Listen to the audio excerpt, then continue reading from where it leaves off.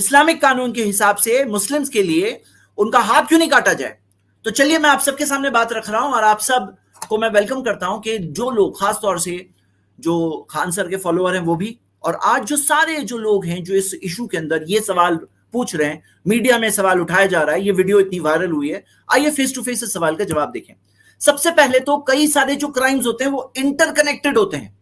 जैसे for example अगर कोई चीज के अंदर एक गवाह है वो नॉन मुस्लिम है और जो मुजरिम है, मुल्जिम पहले तो इल्जाम लगाया जाएगा, बाद में जाके जुर्म साबित होगा, वो मुजरिम बनेगा। जो मुल्जिम है वो अगर मुस्लिम हो तो यहां पर इस्लामिक कानून के हिसाब से जो गवाह है वो गवाह को अगर वो झूठी गवाही देता है और पकड़ा गया झूठी गवाही बोलते हुए तो वो बच के नहीं जा सकता, उसको पब्लिकली 80 कोड़े मारने की सजा दी जाएगी।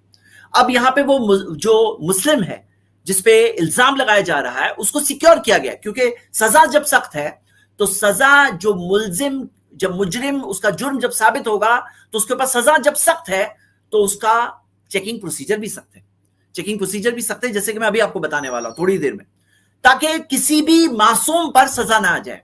ये बहुत इंपॉर्टेंट रूल है। तो यहां पर आप देखिए कि कने इंटरकनेक्टेड है।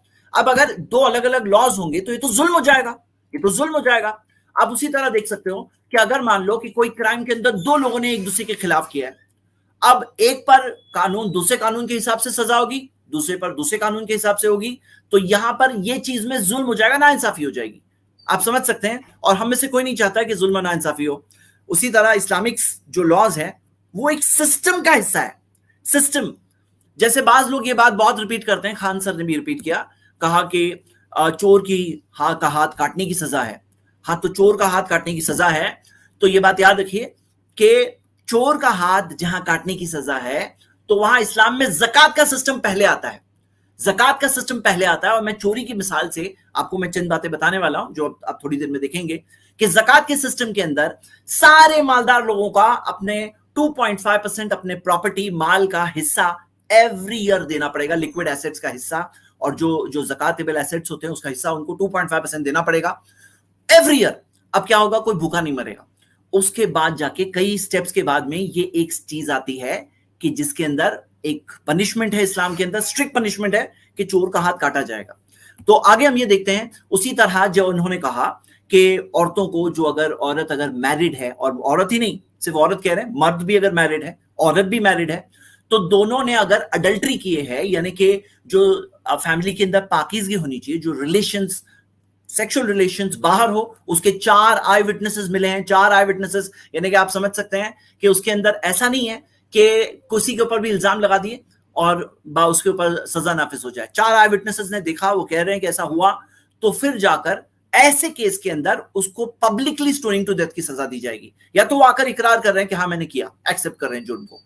तो यहां पर इससे पहले क्या है, इससे पहले इस्लाम के अंदर हिजाब का सिस्टम है, सेग्रीगेशन का सिस्टम है, मर्द और औरतों के अंदर खुलवत मिक्सिंग नहीं होती है। बहुत सारे स्टेप्स के बाद में सजा के तौर पर एक चीज है, ताकि हमारी जो सोसाइटी के अंदर हमारी पाक दामनी पाकीज़गी बरकरार रहे, और लिनेज के अंदर जैसे हम आज देख रहे हैं कि कितने सारे ऐसे बच्चे हैं जिनका कोई ख्याल रखने वाला नहीं है, जिनको सिर्फ अपनी माएँ संभाल रही है, उनके वालिद कौन है वो भी पता नहीं है, और ये सारी चीजें जो होती है वालिद रिस्पॉन्सिबिलिटी लेने तैयार नहीं है, लीगल तौर पे पता नहीं है, हो सकता माँ को पता होगा लेकिन लीगल तौर पे पता नहीं है। तो ये सारी चीजें हैं जो जिसकी वजह से सोसाइटी आगे जाकर बर्बाद हो जाती है, और ये चीज को रियलाइज कर रहे हैं लोग कि इसके अंदर बहुत बड़ा प्रॉब्लम होता है, तो इस्लाम ने उस चीज को प्रोटेक्ट किया है।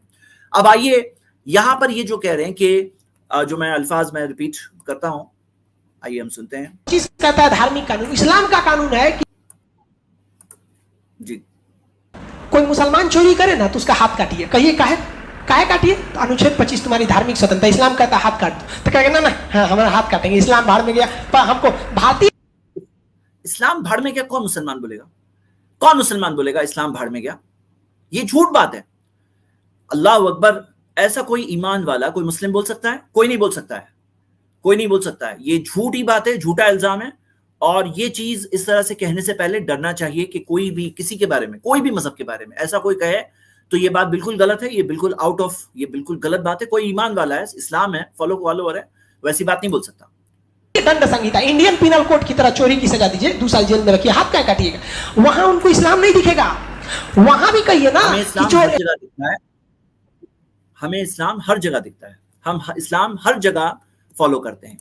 तो आप यहां देख रहे हो, ये जो कह रहे हैं वहां उन्हें इस्लाम नहीं दिखेगा, हमें हर जगह इस्लाम दिखता है। क्यों भाई? कोई चीज होती है सही जगह पे अप्लाई की जाती है। अब जैसे मैं मिसाल देता हूं, इस्लाम के अंदर एक बात कही गई है कि जो दो बच्चियों को बड़ा करेगा, यहां तक आके वो बड़ी हो जाए, तो कयामत के दिन मैं और वो ऐसे होंगे, मोहम्मद सल्लल्लाहु अलैहि वसल्लम ने कहा ऐसे, और दो उंगलियों को मिला दिया। अब किसी के पास दो बेटियां हैं तो उसके लिए खुशी की बात है कि मैं अपनी दो बच्चियों को अच्छे से बड़ा करूं, मैं मोहम्मद सल्लल्लाहु अलैहि वसल्लम के इतने करीब कयामत के दिन आ जाऊंगा, कितनी खुशी की बात है। लेकिन जिसके पास बेटियां ही नहीं हो, सिर्फ बेटे ही बेटे हैं, तो वो क्या करेगा? वो इस चीज पे अमल नहीं कर सकता। मैं बात क्या बोलना चाह रहा हूं कि जैसे फायर एक्सटिंग्विशर होता है, उसका इस्तेमाल कब है? जब आग लगेगी तभी तो इस्तेमाल कर सकते हैं। अब आग लगी नहीं रही है, फायर एक्सटिंग्विशर बड़ा हुआ है, पुराना हो रहा है, तो क्या हम जानबूझ के आग लगाएंगे और फिर यूज करेंगे? मैं बात क्या बोलना चाह रहा हूं? मैं बात ये बोलना चाह रहा हूं कि जैसे उम्रा के अंदर आपने देखा होगा, हज करने जाते हैं, उम्रा करने आते हैं, व्हाइट एहराम पहनते हैं। अब कोई है जिसको हज और उम्रा करने का मौका ही नहीं मिल रहा है, तो क्या यहीं पे पहन लेगा? अपने घर में पहन लेगा? तो नहीं, जो चीज जिस जगह है उस जगह अप्लाई होगी। जो चीज जिस जगह है उस जगह अप्लाई होगी। तो इस्लामिक लॉज है, जहां पे हुकूमत होगी वहां पे लॉज अप्लाई होंगे, जहां हुकूमत नहीं है वहां लॉज अप्लाई कैसे हो सकते हैं? तो हम ये जो इनका कहना है कि ये यहां पे अप्लाई करो, यहां पे ये चीज अप्लाई करो, ये बात सही नहीं है, ये बात सही नहीं है। अब आप देखिए क्या इन्होंने कहा, फिर से में मैं नहीं, सर कंटिन्यू कर काट रहा हूं। देना है। महिला कोई गुनाह करे तो पत्थर से मारना है उसको, वहां पे सोचिए चौराहा पे कि चोर, फांसी की सजा इस्लाम में नहीं है, सर काट देना है। महिला कोई गुनाह करे तो पत्थर से मारना है उसको। अच्छा, ये जो बात बोल रहे हैं ना इस तरह से कि ये कह रहे हैं जिसे बहुत स्ट्रिक्ट लग रहा है, कि आपको पता है कि यहां पर इंडिया में, जैसे आपको पता है जब निर्भया केस हुआ था दिल्ली में, तो कितने सारे लोग कह रहे थे कि भाई रेपिस्ट लोगों को जो सख्त सजा दी जाए, ये क्यों, ये चीज तभी वो फील कर रहे थे। तो इस्लाम के अंदर जो स्ट्रिक्ट लॉज है कि कोई रेपिस्ट है उसके लिए बहुत सख्त सजा है, चोरी करने के लिए सख्त सजा है, लेकिन सिस्टम के साथ है, ऐसा नहीं कि बिना सिस्टम एक चीज है। हाँ, ये बात को बहुत इंपॉर्टेंट है। तो आप देखोगे कई सारे पॉलिटिकल लीडर्स कई सारे मौकों पर कहते हैं कि भाई ऐसी चीजों में हमें शरिया लाइक लॉस चाहिए, शरिया लाइक लॉस चाहिए, ताकि क्राइम्स अगेंस्ट वुमेन में औरतों की इज्जत की हिफाजत हो सके, जो इतना सारा क्राइम बढ़ते जा रहा है, तो वो लोग तभी कहते हैं। तो आप ये समझिए कि एक सिस्टम है जिसके कई सारे लोग कहते हैं, और इसके अंदर भी आप देखोगे जैसे मर्डर की सजा, मर्डर की सजा में ऐसा नहीं कि डायरेक्टली मौत की सजा, जो ये कह रहे हैं, मैं सुन लीजिए इनको भी। हाँ, मर्डर की सजा वहां पे सोचिए चौराहा पे खड़ा करके पत्थर से कूच कूच के मार देता है सब, सर काट दीजिए, मौत का बदला मौत, हाथ का बदला हाथ, आंख का बदला आंख, यही होता है ना इस्लाम में। तो मुसलमान, तो आप ये देखिए कि इस्लाम के अंदर मर्डर की सजा में किसास, डेथ के लिए डेथ पनिशमेंट, जो किसास के अंदर एक है कि भाई मौत के बदले में मौत, लेकिन ये आधी बात कह रहे हैं। दियत का भी सिस्टम है, ब्लड मनी, कि जैसे हम देखते हैं इंसान की जो फितरत होती है ना, नेचर के अंदर भी तीन टाइप की फितरत होती है। एक वो होते हैं जो कहते हैं नहीं मुझे बदला चाहिए, एक वो होते हैं जो कहते हैं कि कुछ कॉम्पेंसेशन मिल जाए, एक वो होते हैं जो कहते हैं माफ कर दो। तो इस्लाम के अंदर तीनों चीजें, और माफ करना सबसे हाईएस्ट लेवल बताया गया है। ये है इस्लामिक शरिया के अंदर, कि जैसे 42-40 के अंदर आप देख सकते हैं माफ करना भी जिक्र है, और उसके अंदर रिकॉम्पेंसेशन भी जिक्र है। तो ये पूरा एक सिस्टम है। अब आप देखो इसके अंदर कंसिडरेशंस भी होते हैं, कि जैसे मान लो फेमाइन है, सूखा है, सूखे के वक्त पे नाफिज नहीं किया जाएगा, और एक्सेप्शंस होते हैं, एक होता है रूल, एक होता है एक्सेप्शंस टू द रूल। जैसे फॉर एग्जांपल कोई बच्चा है तो बच्चे के ऊपर नहीं नाफिज किया जाएगा। छोटी चोरी है, छोटी चोरी में हाथ काटने की सजा नहीं होती है। 1/4 दीनार यानी 1/4 दीनार, 1 दीनार होता था 4.25 ग्राम का, 1/4 दीनार यानी तकरीबन 1 ग्राम गोल्ड से थोड़ा ज्यादा, अगर उतनी वैल्यू की चोरी है तो हाथ काटने की सजा होगी। छोटी चोरियों के लिए दूसरी सजा हो सकती है, हाथ काटने की सजा नहीं है। और एक्सेप्शंस में जैसे आप ये देखेंगे, अल्लामा सुब्की ने ये 82 चीजें दी है कि चोरी की सजा नाफिज करने से पहले ये सब चेक किया जाए कि कहीं ये तो नहीं है, कहीं ये तो नहीं है, कहीं ये तो नहीं है। 82 कंडीशंस पास होगी तब जाके चोरी की सजा नाफिज होगी। तो यहां पे मामला क्या है कि रूल्स होते हैं, ये जो आधी बात कह रहे हैं, जैसे फॉर एग्जाम्पल जिना की सजा मैंने बताया, अडल्ट्री, उसके अंदर 4 आई विटनेसेस चाहिए, सूरह 24:13 देखिए। हाँ, सबको सजा देना मकसद नहीं है, चंद साबित केसेस को ऐसी सजा दी जाए कि पूरा माशरा सुधर जाए।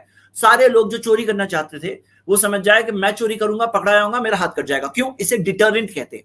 देखो एक फॉर्मूला है, E = S multiplied by P।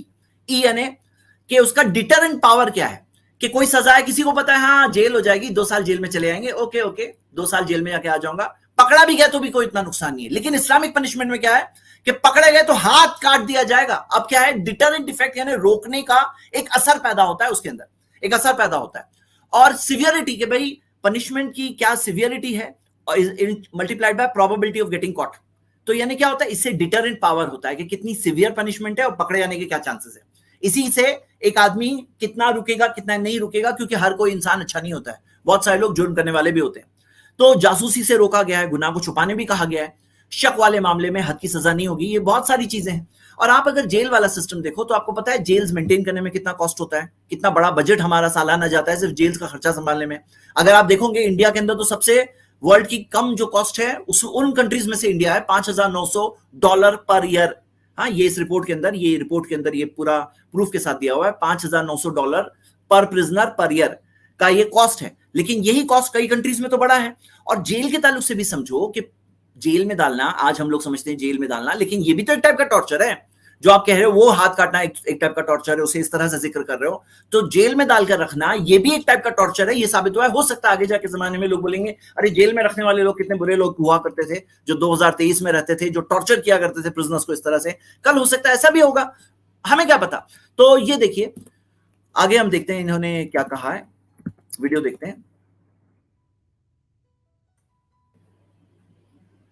के मौलाना लोग जो समान दंड संहिता थी उसे मान लिया। दंड संहिता में भी तो आप कहिए कि मुसलमानों का दंड कानून अलग रखिए। अगर ऐसा कर देंगे तो आप भी पढ़े होंगे कि सबसे टफ कानून सऊदी अरब का है। आधा मुसलमान कटा के फेंका जाएंगे लोग अगर इस्लाम, आधे मुसलमानों के हाथ कट जाएंगे। वाह वाह वाह, क्या आपको पता है ये डिटरेंट वाला रूल आपको समझ में नहीं आया?